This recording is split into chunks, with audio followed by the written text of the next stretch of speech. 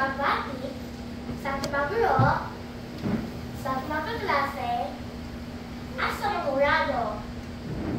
Ako po ay narito upang ihatid sa inyo ang isang kwentong hitik sa aral, damdamin, at tiwaga.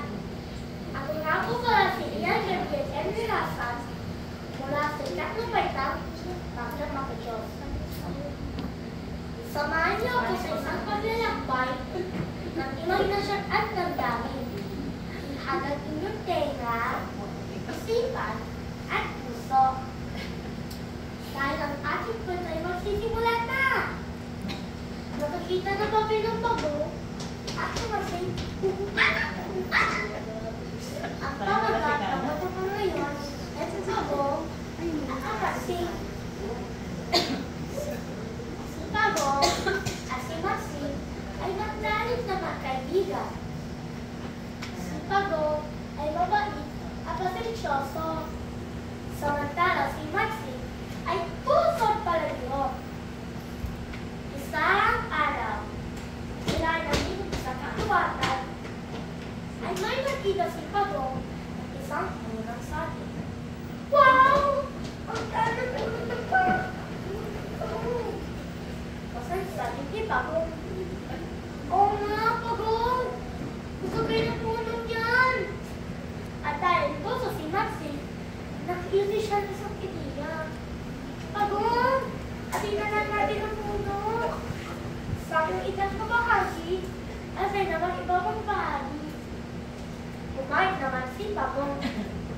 Nakatisi, umalis si Maxine. Talagang ng puno. Pag-isan kita, at doon ang pagkalan ni Maxine. Lumilis na madam, alam ko ni Maxine. Nabuso na rin siya ng maraming bunga. Samantala si Pagong, ikinakimang ibabang bahagi ng puno.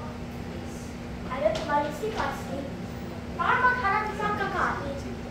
Aray! Ang sakit ng tiyan ko! Gutom na talaga ako! Samantala si Pagong ay tuwa na mabilis sa buwang kanyang puno. Wow! Ang bilis naman tumuha ng ating puno! Hindi na talaga ako matulunong sa dahon ng saging! Nalaman ito ni Maxine na desperado. Malis ito magulong sa kailangan natin tatandaan ang pagiging tapat, matyaga, at masipag ang nagatimpala. Ang pagiging saking, puso, at mapagsamantala ay nagkakalit. Dapat ay marunong makibahagi at gumalang sa kapwa, lalo na sa kaibigan.